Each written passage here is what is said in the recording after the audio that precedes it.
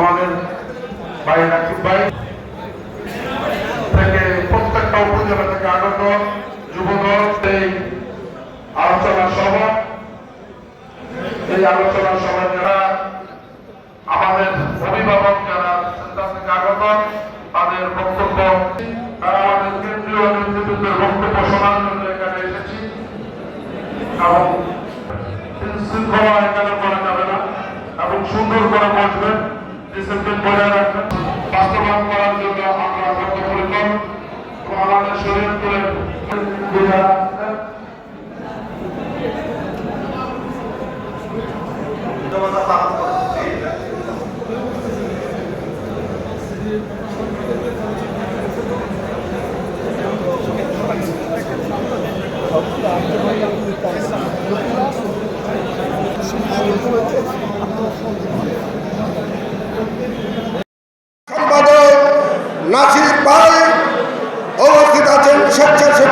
আমরা মনে করছি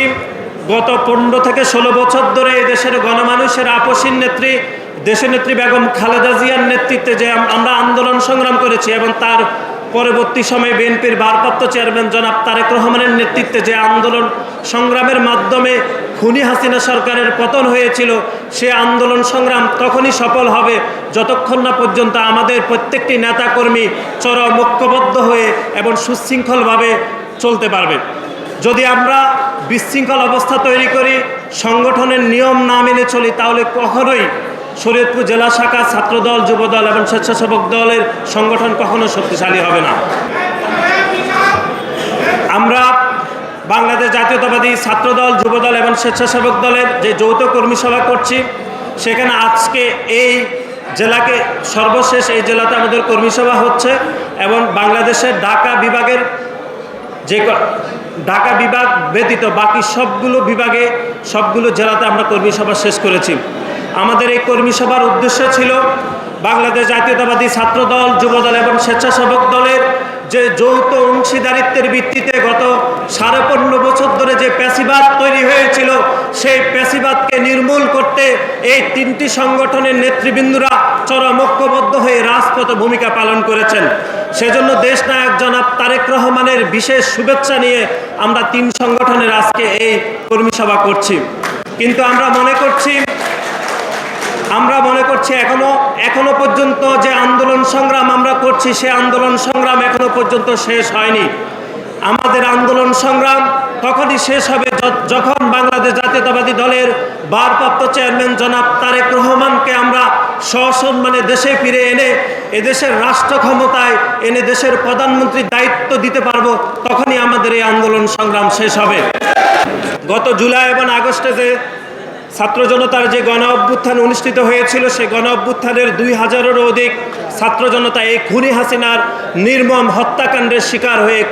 শহীদ হয়েছেন। আজকের এই যৌথ সভা থেকে আমরা সে সকল শহীদকে গভীর শ্রদ্ধাভরে স্মরণ করছি। এবং আপনারা সবাই জানেন,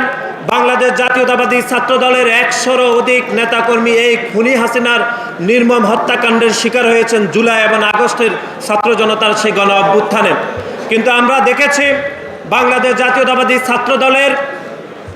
100-এরও অধিক যে নেতাকর্মী শহীদ হয়েছেন, সেই শহীদদের স্পিরিটকে এখনকার যারা আন্দোলন সংগ্রাম করেছেন পূর্বে আমাদের সাথে, তারা সেই স্পিরিটকে অথবা শহীদদের মর্যাদাকে ধারণ করার জন্য প্রস্তুতি করছেন না। আমরা দেখেছি বিভিন্ন বিশ্ববিদ্যালয়ে, বিশেষ করে ঢাকা বিশ্ববিদ্যালয় সহ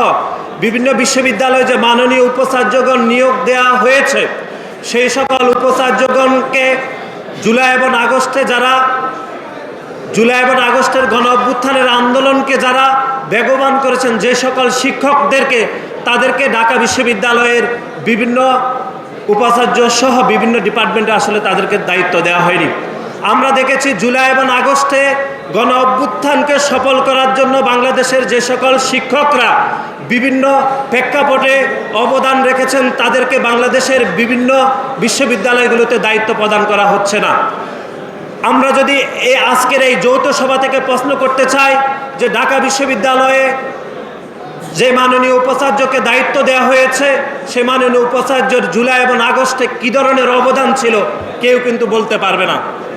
যারা জুলাই এবং আগস্টের গণহত্যার বিরুদ্ধে সোচ্চার ছিলেন তাদেরকে ঢাকা বিশ্ববিদ্যালয় সহ কোনো বিশ্ববিদ্যালয়ের বড় বড় কোনো দায়িত্ব দেওয়া হয়নি। সুতরাং এটি এক ধরনের ষড়যন্ত্র বলে আমাদের মনে হচ্ছে। এবং বাংলাদেশ জাতীয়তাবাদী দলের আদর্শকে তারা ধারণ করেন, যারা বিএনপির ভারপ্রাপ্ত চেয়ারম্যান জনাব তারেক রহমানের নেতৃত্বে যে সকল শিক্ষক নেতৃবৃন্দরা রাজপথে ঝাঁপিয়ে পড়েছেন তাদেরকে বড় বড় দায়িত্ব প্রদানের ক্ষেত্রে এই অন্তর্বর্তীকালীন সরকার এক ধরনের অনীহা প্রকাশ করছেন, অথবা আমাদের দলের আদর্শ ধারণ করছেন বলে ওই সকল শিক্ষকদেরকে বিভিন্ন পদে দায়িত্ব প্রদান করতে অন্তর্বর্তীকালীন সরকার বিভিন্ন তালবাহানা করছেন। আমরা আজকের এই যৌথ কর্মী সভা থেকে এই অন্তর্বর্তীকালীন সরকারকে উদাত্ত আহ্বান জানাতে চাই, যারা জুলাই এবং আগস্টে যে সকল ছাত্র সংগঠন অনবদ্য ভূমিকা রেখেছে তাদের অবদানকে ইতিমধ্যে আপনারা খাটো করেছেন। আপনারা দেখেছেন যে বাংলাদেশের জুলাই এবং আগস্টে যে 2000-এরও অধিক ছাত্র জনতা গুলিবিদ্ধ হয়ে শহীদ হয়েছেন, তার মধ্যে শহীদ মুগ্ধ, শহীদ ওয়াসিম এবং শহীদ সাঈদকে একটি আইকনিক শহীদ হিসাবে এদেশের ছাত্র জনতা গভীরভাবে মনে রাখছে। কিন্তু আমরা দেখেছি এই অন্তর্বর্তীকালীন সরকার পাঠ্যপুস্তকে শহীদ ওয়াসিমের নামটি বাদ দিয়ে শুধুমাত্র সাঈদ এবং মুগ্ধের নামটি অন্তর্ভুক্ত করেছে। কেন